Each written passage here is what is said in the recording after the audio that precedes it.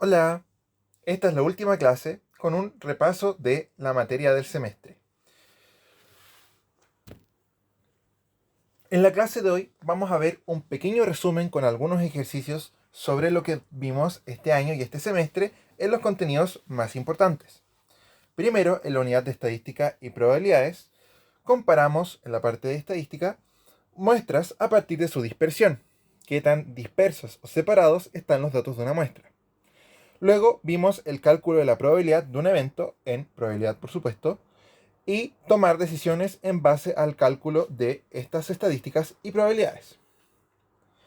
Luego, en el área de álgebra y funciones, identificamos una función exponencial a partir de su gráfico y resolvimos problemas que requieran del uso de la función exponencial y logarítmica. En primer lugar, vamos a recordar un poquitito lo que vimos en estadística. En estadística vimos las medidas de dispersión. Las medidas de dispersión nos muestran qué tan separados están los datos de una muestra. A veces es útil tener datos dispersos y otras veces no. Por eso es tan importante conocer el contexto en el que se usarán. Para ello, la medida por excelencia es el coeficiente de variación. Entonces, lo que nosotros vimos en estadística eran precisamente estas medidas de dispersión. ¿Pero qué son las medidas de dispersión? Son las medidas que nos indican qué tan separados están los datos de nuestra muestra. Recordemos que una muestra nosotros la solemos analizar con lo que es el promedio, la mediana, la moda. Pero esos a veces no son tan confiables. ¿Por qué? Imaginemos que Pepito tiene un chocolate, Juanito no tiene ninguno y Pedrito tiene dos. En promedio van a tener 1 más 0 más 2, 3 dividido 3, un chocolate por persona. Pero nos podemos dar cuenta que no todos tienen un chocolate. Entonces vamos a saber que los datos están muy dispersos. En cambio, si yo le doy un chocolate a cada uno, los datos van a ser exactamente homogéneos, porque todos van a tener la misma cantidad de chocolates.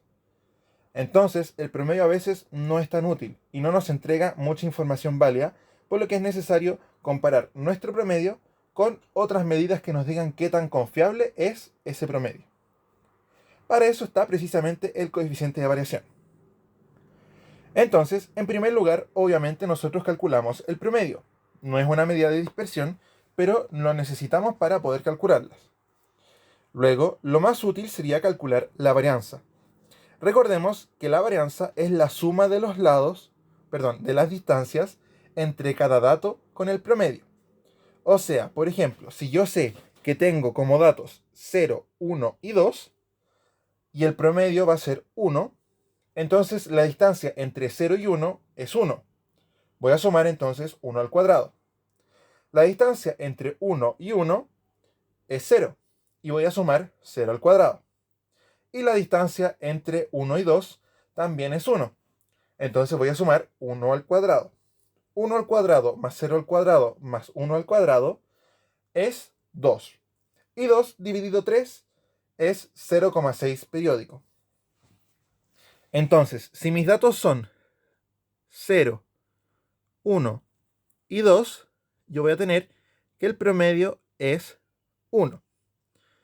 Y la varianza, yo voy a tener que en este caso es 0,6 periódico. ¿Por qué? Porque 0, la distancia entre 0 y 1 es 1, la distancia entre 1 y 1 es 0 y la distancia entre 2 y 1 es 1. 1 al cuadrado más 0 al cuadrado más 1 al cuadrado es 2. Y 2 dividido al total, que es 3, es 2 tercios, o sea 0,6 periódicos. Luego, yo voy a tener que calcular la desviación estándar, que es una desviación utilizada por excelencia y me indica qué tan dispersos están los datos del promedio, qué tan alejados están. Y para eso, yo lo que voy a hacer es simplemente calcular la raíz cuadrada de la varianza. O sea, en este caso, la raíz cuadrada de 0,6 periódico. Y voy a tener que es 0,82 aproximadamente. Luego voy a calcular la desviación estándar, que ¿qué es lo que me indica? Me indica un porcentaje sobre qué tan confiable es el promedio respecto de la desviación. O sea, yo voy a saber que la desviación de estos datos es mucha o es poca. Esto es un porcentaje y a veces puede ser mayor que 100% porque los datos pueden estar extremadamente separados. Y si están muy alejados, obviamente esa distancia va a ser mucho mayor que el promedio. En este caso, el coeficiente de variación va a ser 0,82 dividido 1, o sea, 0,82. Y luego yo voy a traducir eso a porcentaje y voy a tener que es 82%. Y finalmente está el rango estándar. ¿Qué es el rango estándar? Es el rango entre el promedio menos la desviación estándar y el promedio más la desviación estándar. Y son los datos considerados como estándar o comunes. Es decir, si un dato está fuera de este rango, significa que es un dato extraño. En este caso, como el promedio es 1 y la desviación estándar es 82, 0,82, yo voy a tener que el rango estándar va a ser 1 menos 0,82, o sea, 0,18, y el promedio 1 más 0,82, 1,82. Eso quiere decir que los datos comunes son entre 0,18 y 1,82, lo que significa que en este caso solo hay un dato que se considera normal, que es el dato 1. Pero el dato 0 y el dato 2 quedan fuera de este rango, por lo tanto son datos extraños en comparación a la muestra, por lo que nos indican que estos son los datos que hacen que mi muestra sea dispersa. Luego, en probabilidades, nosotros calculamos y conocimos distintos casos de probabilidades. Primero teníamos la probabilidad de que ocurra un evento, en donde utilizábamos la regla de Laplace. Luego teníamos la probabilidad de la intersección, que es la probabilidad de que ocurran sí o sí dos eventos al mismo tiempo. Luego estaba la probabilidad de la unión, que es la probabilidad de que ocurra al menos uno de dos eventos. Puede ocurrir el primero, puede ocurrir el segundo, o puede ocurrir la intersección. Aquí vamos a tener una fórmula que la probabilidad de la unión va a ser igual a la probabilidad del primero más la probabilidad del segundo menos la probabilidad de la intersección, ya que estos yo los conté dos veces, en A y en B. Luego está la probabilidad condicionada, que es la probabilidad de que ocurra un evento, pero sabiendo que ocurrió otro. En este caso, nosotros vamos a tener que la probabilidad condicionada es condicionar un evento. O sea, yo me voy a restringir a los casos en donde ocurrió el segundo evento. Y voy a tener que la probabilidad de A dado B significa que es la probabilidad de A, pero sabiendo que B ya ocurrió. Entonces, eso va a ser igual a la probabilidad de A y B al mismo tiempo, partido de la probabilidad de B, porque yo estoy esperando que mis casos totales ahora solo van a ser B. Luego, vimos lo que son, en álgebra y funciones, las funciones exponencial y logarítmica. La mayoría de las situaciones de crecimiento y decrecimiento se pueden traducir en funciones exponenciales o su función inversa, la función logarítmica. Recordemos que la función exponencial es una función en donde x está en el exponente de una potencia, o sea, x está elevando. Y la función logarítmica es una función en donde x está dentro del argumento de un logaritmo, o sea, está adentro del logaritmo. Algunas situaciones son el interés compuesto, el crecimiento poblacional y las escalas logarítmicas. Entonces pasemos a ver algunos ejemplos. En primer lugar, veamos que se nos entrega los ahorros de un grupo de amigos. Quiere decir que de este grupo de amigos, uno tiene ahorrados 80.000 pesos, otro 40.000 pesos, otro 50.000, 30.000, 50.000, 60.000, 50.000, 50.000, 50.000 y 40.000. Lo primero que me pregunta es ¿cuánto vale el promedio? Recordemos que el promedio equivale a sumar cada uno de estos datos. O sea, 80.000 más 40.000 más 50.000 más 30.000 más 50.000 más 60.000 más 50.000 más 50.000 más 50.000 más 40.000. Y esa suma dividirla por el total. Entonces, yo estoy utilizando una calculadora en donde sumo 80 más 40 más 50 más 30 más 50 más 60 más 50 más 50 más 50 más 40.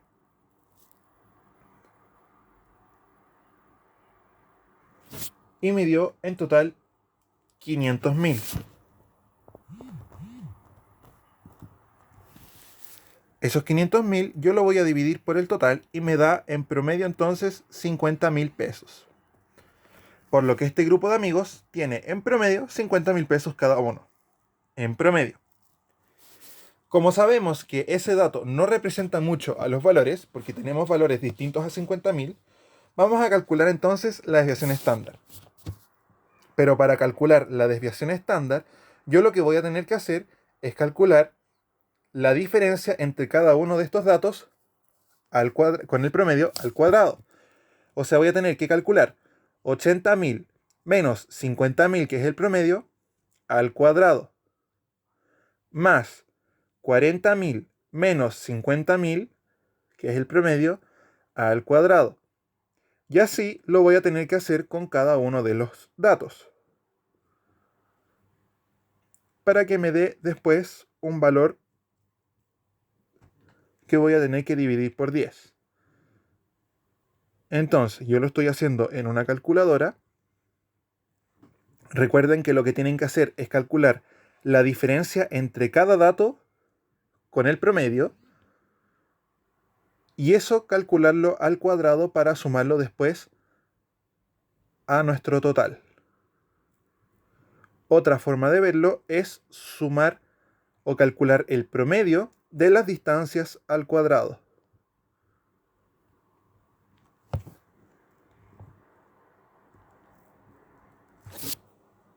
Entonces, a mí en este caso me va a dar un número muy grande.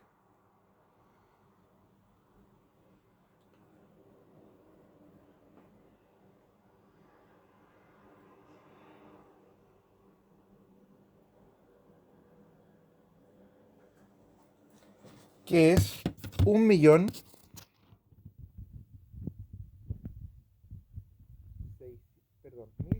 millones, que es la suma de todos esos datos al cuadrado, partido en 10. Y cuando yo calculo eso, me va a dar entonces 160 millones.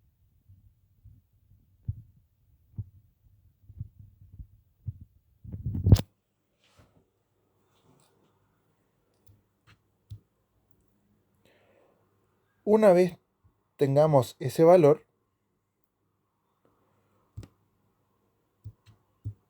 lo que haremos es calcular la desviación estándar. Y recordemos que calcular la desviación estándar es simplemente calcular la raíz cuadrada de la varianza. O sea, en este caso, la raíz cuadrada de 160 millones. Y yo simplemente agarro la calculadora y pongo 160 millones.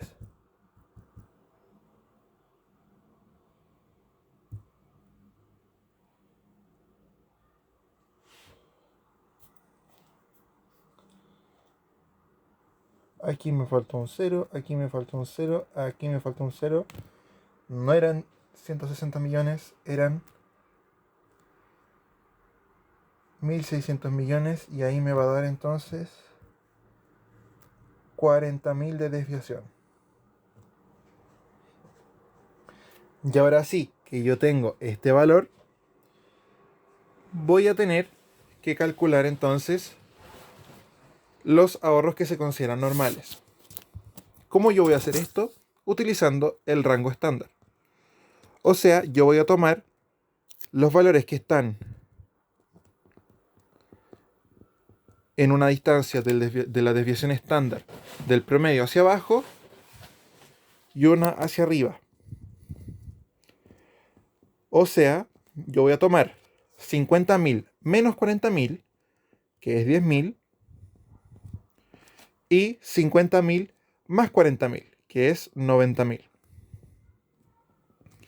Quiere decir que lo normal es que este grupo de amigos tenga ahorros dentro de los 10.000 y 90.000 pesos. O sea, menos de 90.000 y más de 10.000 pesos.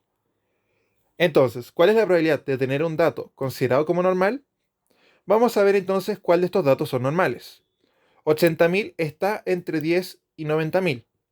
40.000 también, 50.000, 30.000 y 60.000 también. Por lo tanto, todos los datos están dentro de este rango normal.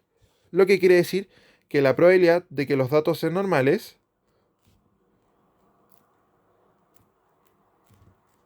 va a ser 100%. Porque 10 de los 10 datos,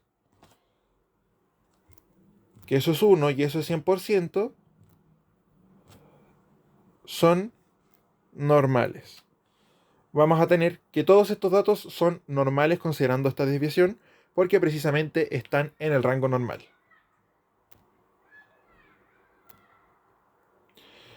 Luego dice, el triángulo de Sierpinski es un triángulo como el que está a continuación. Fíjense que va aumentando la cantidad de triángulos que hay dentro, que a medida que pasa el tiempo triplica la cantidad de triángulos anterior. Por ello, la cantidad de triángulos será t de x es igual a 3 elevado a x, por cada transición x que ocurra. Entonces nos podemos dar cuenta que al principio hay un triángulo, luego hay 3 triángulos, azules, perdón. Luego hay 9 triángulos azules, y así. Entonces, sabiendo que ocurrieron 10 transiciones, ¿cuántos triángulos habrá? Entonces, me está preguntando cuántos triángulos habrá a la 10ª transición, lo que quiere decir que yo simplemente voy a reemplazar mi valor x en 10. Y yo voy a tomar entonces 3 elevado a 10. Y eso yo lo voy a hacer en una calculadora y voy a obtener que es 59.049. Quiere decir que cuando el triángulo de Sierpinski esté en su etapa 10, va a tener 59.049 triángulos azules. Luego me dice cuál es la probabilidad de que al elegir un triángulo, este sea uno de los 3 de las puntas. Quiere decir que me está pidiendo que sea uno de aquí o uno de aquí. Son 3 en total. Así que la probabilidad de que esté en las puntas va a ser 3, que son las 3 puntas que hay, dividido los casos totales, que son 59.049.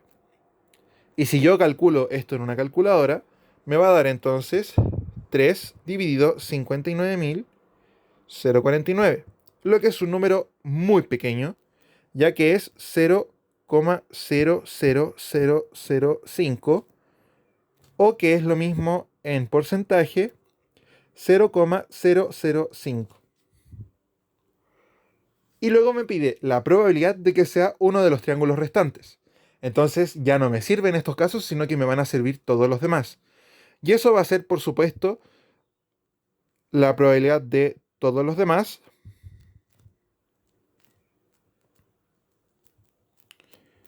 va a ser 59.046 casos favorables versus el resto.